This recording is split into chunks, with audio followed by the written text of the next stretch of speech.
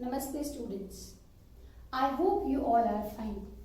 This is Monica Sharma from Commerce Department and today we are going to start Chapter 3 which is Public, Private and Global Enterprises.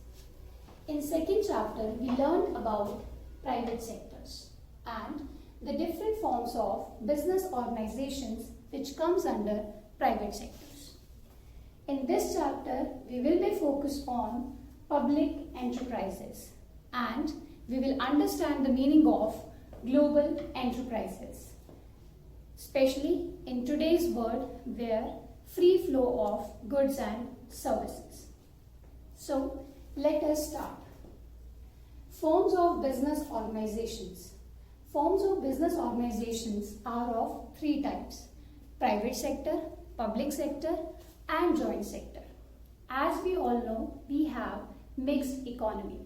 So there is a joint sector also. Private sector is basically run by the private entrepreneurs and public sector run by the government. Joint sector is run by both private entrepreneurs as well as government also. But in class 11th, we will be studying only private sector and public sector. Let us understand the basic difference between private sectors and public sectors. In chapter 2nd, we learn about private sectors. So, quickly recapitulate what was the private sectors all about. Private sector. Yes, the first and the foremost motive of private sector is to earn profit, is to maximize the profit. Yes, their main motive is to earn only and only profit. These enterprises are owned, controlled and managed by private entrepreneurs. They are run by individuals or group of individuals. The next is not accountable to public. Yes, these enterprises are only accountable to owners and investors, not to the public, not to the government. So they are not under the pressure to publish their annual reports.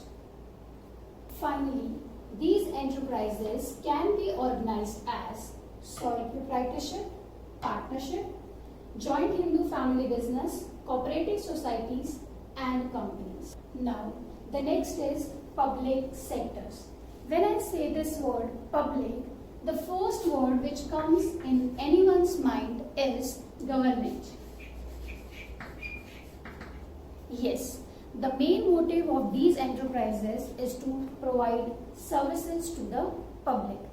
These are the enterprises which owned, managed or controlled by the government only. The public enterprises are the enterprises which comes under public sector and provide services to the society at large. They provide good quality product at reasonable prices. See, it doesn't mean they sell their products at cost only. No, their secondary motive is to earn reasonable profit. Yes, the main motive is to provide services and the secondary motive is to earn reasonable profit also. Next is state ownership, control and management. Yes, these enterprises are managed by the board of directors which are definitely elected by the government only. And yes, they are accountable also. These enterprises are accountable to public through parliament. They are accountable, answerable for each and every penny which they are spending. Public sectors can be organized as departmental undertaking, statutory corporations and government companies. Public sectors, in the public sectors there are more political interference as compared to the private sectors. They have less political interference. They are not accountable but they are accountable. Clear? The next is rationale of public sector undertaking. Now, what is the meaning of this word rationale? Rationale means what is the justification, or you can say why do we need this public sector undertakings? What are the reason behind for for the existence of public sector enterprises.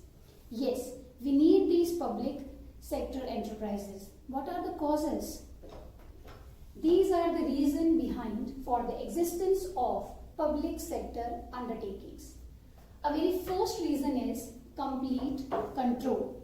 The public sector enterprises are required where the complete control of government is needed, or you can say where the economic control is essential.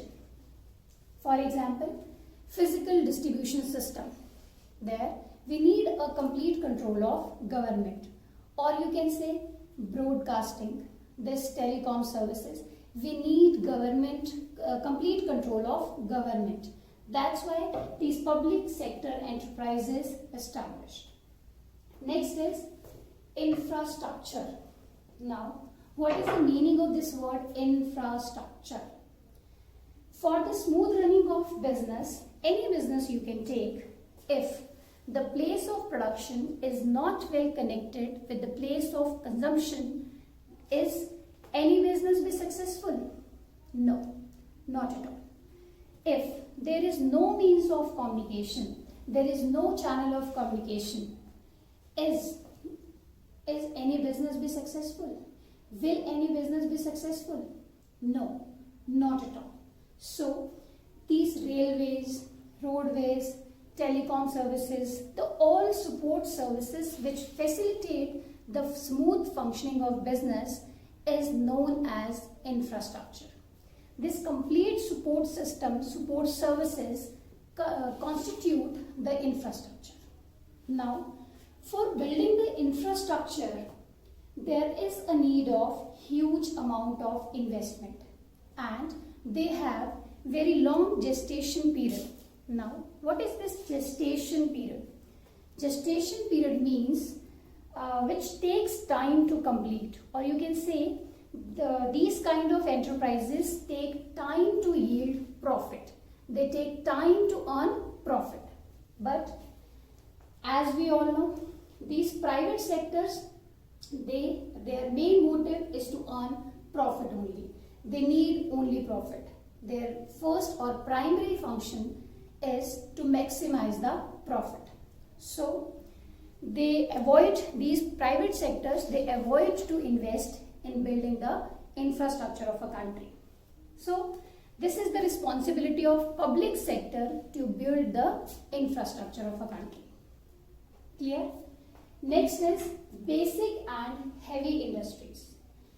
Now these basics and heavy industries like Steel Authority of India, Gas Authority of India, they also need a huge amount of investment, or their gestation period is also very long. They also take time to yield profit. So only public sector takes the initiative in these heavy industries also. Next is defense. When we talk about the security of a country, defense comes. Our Indian Army, Indian Navy, Air Force. When we supply to these defense, these Indian Army, Air Force and all, we need government control only. And yes, where the utmost security, secrecy plays a vital role. There also we need only government control. That's why these public sector undertakings established, come into existence. Next is public utility services. Public utility services like water supply, electricity supply, there also only government undertakings takes initiatives. Next is employment generation. Yes, for creating jobs, the government established these public sector undertakings. Now, the last is control of monopolistic tendency. Now, what is the meaning of this word monopolistic tendency? This monopolistic tendency means if there is only one seller in the market and sell a particular commodity, what will happen? The consumer has to buy, and that seller can charge any price which that person can wish. clear? So, and the consumer doesn't have any choice and they have to purchase. So, to break these kind of monopolies, the government come into existence. They provide goods and services to the consumer at a very reasonable prices and break the monopoly of the private entrepreneurs. I hope I made you clear the reasons for the existence of public sector undertaking. Next we will cover the different forms of public sector enterprises, which is departmental undertaking, statutory corporation and government companies.